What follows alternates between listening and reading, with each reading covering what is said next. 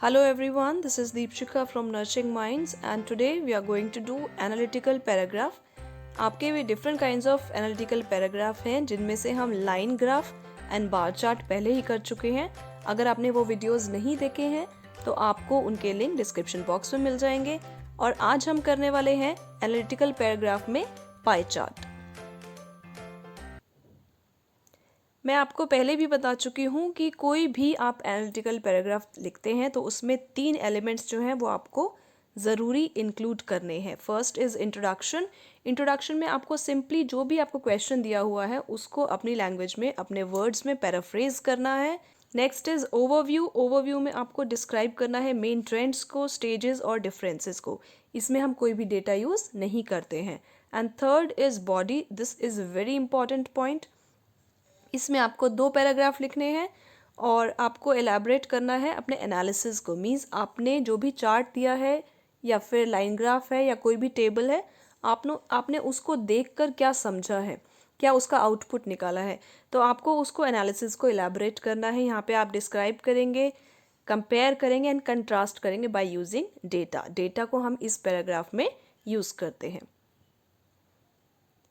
और आज हम कर रहे हैं पाई चार्ट. पाई चार्ट में सबसे ज़्यादा इम्पॉर्टेंट है ग्रुपिंग, क्योंकि जब भी आपको पाई चार्ट दिया होगा, चाहे वो एक दिया है या फिर 2 पाई चार्ट दिए हैं, तो वो हमेशा उसमें कुछ परसेंटेजेस दी होती हैं. तो आपको उन परसेंटेज को देखकर समझना है कि आप किस तरीके से इनके ग्रुप्स बना सकते हैं. देखिए, जैसे ये एक एग्जाम्पल दिया हुआ है, contribution to the economy of Turkey by sector. Different sectors हैं: agriculture, construction, manufacturing, trade, utilities and transportation, health care and education, finance, business and others, leisure and hospitality and government. Same यहाँ पर आपको दिए हुए हैं सारे. And 2 year दिए हैं यहाँ पे. One is 2000 and second one is 2016. और देखिए एग्रीकल्चर का परसेंटेज देखिए, पहले है 2000 में है 24%, 2016 में है 14%. मीन्स ये कम हुआ है. कंस्ट्रक्शन पहले है 3%, बाद में है 10%. ये इंक्रीज़ हुआ है, बढ़ा है. मैन्युफैक्चरिंग का है पहले 8%, बाद में है 12%. ये भी इंक्रीज़ हुआ है. तो आपको इसी तरीके से समझकर ग्रुपिंग करनी है. अब देखते हैं हमारा क्वेश्चन क्या है. The 2 pie charts show the percentages of industry sectors' contribution to the economy of Turkey in 2000 and 2016. Question दिया हुआ है 2000 and 2016. 2 पाई चार्ट दिए हुए हैं आपको और ये क्या दिखा रहे हैं हमें, contribution to the economy of Turkey by sectors. Different sectors, agriculture, construction, manufacturing, ये सारे आपके डिफरेंट सेक्टर्स हैं. What we have to do, summarize the information by selecting and reporting the main features and make comparisons where relevant. तो हमें इनके main features और जो भी कंपैरिजन हो रहा है उनको शो करना है, उनको लिखना है. सबसे पहले हम लिखते हैं इंट्रोडक्शन. और इंट्रोडक्शन मैंने आपको बताया है, जो भी आपका क्वेश्चन दिया हुआ है उन्हीं की लाइंस को आपको पैराफ्रेज करना है. पैराफ्रेज करना मीन्स कुछ वर्ड्स को अपने वर्ड्स में थोड़ा सा चेंज कर देना. तो देखते हैं हम इसको पैराफ्रेज कैसे करते हैं. The 2 pie charts illustrate how different industry sectors contributed to the economy of Turkey percentage-wise in the year 2000 and 2016. देखिए, the 2 pie charts ये सेम रहेगा. शो को हमने कर दिया illustrate the percentage of industry sectors. यहाँ पे हमने लिख दिया how different industry sectors contributed to the economy of Turkey percentage wise in 2000 and 2016, in the year 2000 and 2016. तो यहाँ पे हमने कुछ ही वर्ड्स को चेंज करके उसको पैराफ्रेज कर दिया है. तो ये आपका फर्स्ट पैराग्राफ बन गया, introduction. The 2 pie charts illustrate how different industry sectors contributed to the economy of Turkey percentage wise in the year 2000 and 2016. Now we have to write second paragraph, that is overview. overview में एक बात ध्यान रखनी है, हमें कोई भी data use नहीं करना है. 24%, 3, 8, 14, 17 कोई भी, ना ही हम ईयर का नेम यूज़ करेंगे. तो कोई भी डेटा आप यूज़ नहीं करेंगे। तो अब देखते हैं हम ओवरव्यू में क्या लिख सकते हैं, क्योंकि हमारा जो बॉडी पैराग्राफ है, जो 2 पैराग्राफ बनाएंगे, उसमें हमें ग्रुपिंग करनी है, ग्रुप्स बनाने हैं। तो ओवरव्यू में हम देखते हैं, ओवरव्यू में हम सिंपली लिखेंगे किस सेक्टर ने सबसे ज़्यादा कंट्रीब्यूट किया 2000 में और सबसे कम कंट्रीब्यूट किस सेक्टर ने किया। ऐसे ही 2016 में कौन सा सेक्टर था जिसकी परसेंटेज सबसे ज़्यादा थी और वो कौन सा सेक्टर है जिसने सबसे कम कंट्रीब्यूट किया है। तो यहाँ पे देखेंगे अगर हम 2000 की बात करते हैं तो सबसे ज़्यादा जो कंट्रीब्यूशन है वो है एग्रीकल्चर का 24%, और सबसे कम जो कंट्रीब्यूट किया है वो किया है कंस्ट्रक्शन ने 3%। ऐसे ही अगर हम बात करते हैं 2016 की, तो सबसे ज़्यादा जो कंट्रीब्यूशन है वो है 17% हेल्थ केयर एंड एजुकेशन, और सबसे कम जो कंट्रीब्यूट किया है वो क्या है फाइनेंस बिजनेस एंड अदर ने, दैट इज़ 8%। तो चलिए देखते हैं इसको लिखना कैसे है।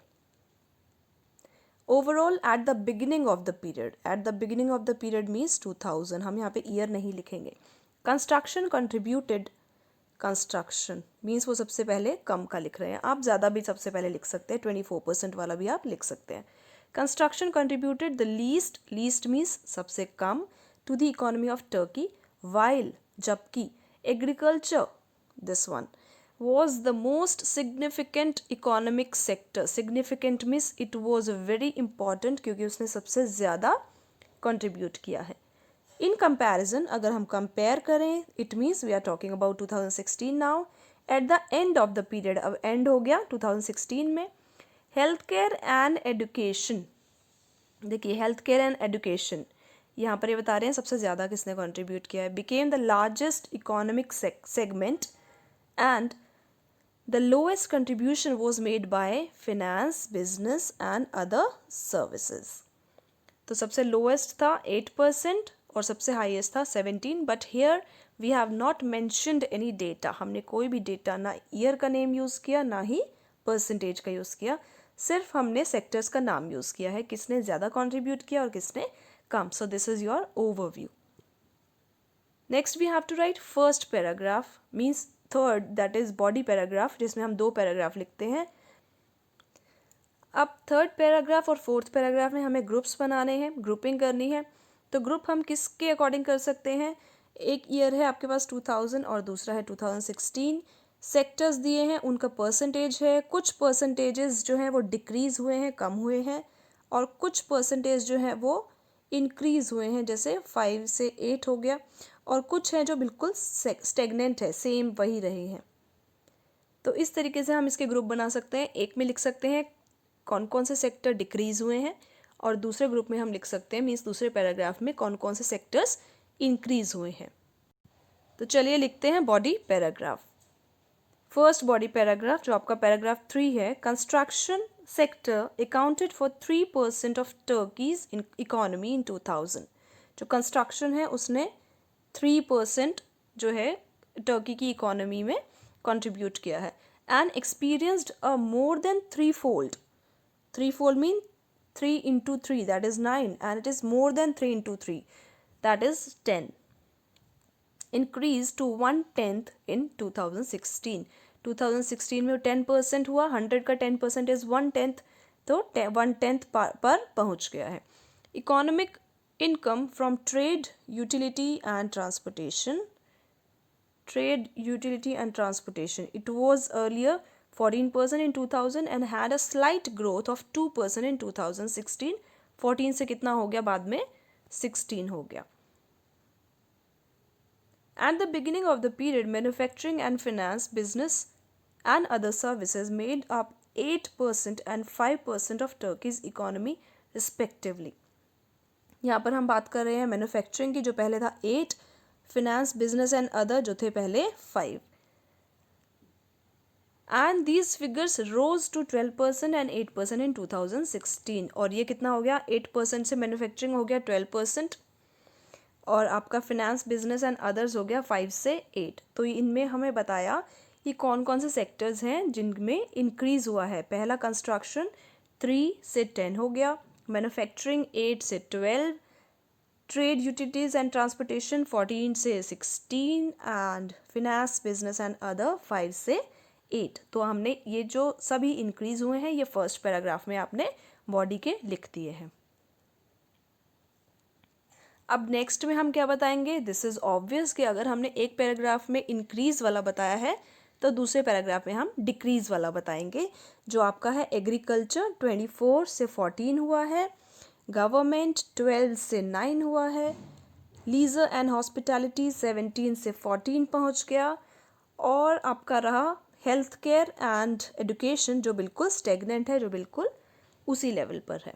तो देखते हैं इसको कैसे लिखेंगे। On the other hand, agriculture, which comprised almost a quarter of Turkey's economy 2000, 24%, एक क्वार्टर होता है 25%, ये ऑलमोस्ट उतना ही है। तो जो 2000 में ऑलमोस्ट एक क्वार्टर ले रहा था, जो सबसे ज़्यादा कंट्रीब्यूट कर रहा था, फेल टू 14% इन 2016। वो 2016 में सिर्फ 14% रह गया।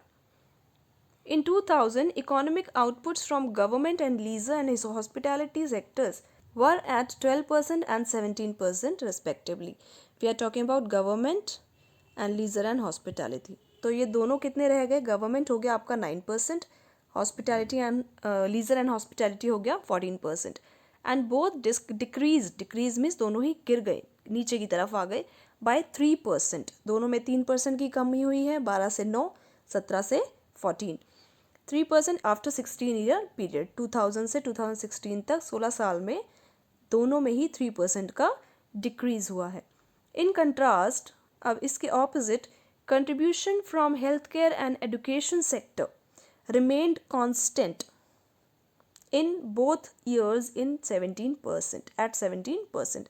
तो जो हेल्थ केयर एंड एजुकेशन है उसका जो परसेंटेज है, उसका जो कंट्रीब्यूशन है वो कांस्टेंट है, मीन्स सेम रहा है, उसमें बिल्कुल भी चेंज नहीं आया है। तो देखिए इस पैराग्राफ में हमने बताया कि कौन से सेक्टर्स हैं जिनका जो वैल्यू है, जो कंट्रीब्यूशन है वो डिक्रीज़ हुआ है, और ईयर की बात की हमने, परसेंटेजेस की बात की, और हेल्थ केयर एंड एजुकेशन जो कांस्टेंट रहा है उसकी भी हमने इसी पैराग्राफ में लिख दिया है। तो आपका जो आंसर होगा वो आप किस तरीके से लिखेंगे एग्जाम में, इस तरीके से आप 4 डिफरेंट पैराग्राफ्स बनाएंगे। कोई हेडिंग लिखने की ज़रूरत नहीं है, पैराग्राफ 1, 2, 3, 4 ऐसा कुछ भी लिखने की आपको नीड नहीं है। Simply you will write introduction, then overall जो ओवरव्यू होगा, ओवरव्यू हमेशा हम स्टार्ट करते हैं ओवरऑल वर्ड से। नेक्स्ट फर्स्ट पैराग्राफ जिसमें आपने कोई भी एक ग्रुप ले लेना है, या तो इंक्रीज वाला या डिक्रीज वाला, और आपका नेक्स्ट सेकेंड बॉडी पैराग्राफ जिसमें आपने दूसरा ग्रुप को मेंशन करना है। तो इस तरीके से आपका जो आंसर है वो बहुत ही अच्छे से कंप्लीट हो जाएगा, and you can get good marks in this. So this was all for today. If you like this video, give it a thumbs up, share it with your friends, and don't forget to subscribe the channel if you have not yet subscribed. And we'll be back soon with a new lesson. Till then, take care. Bye bye.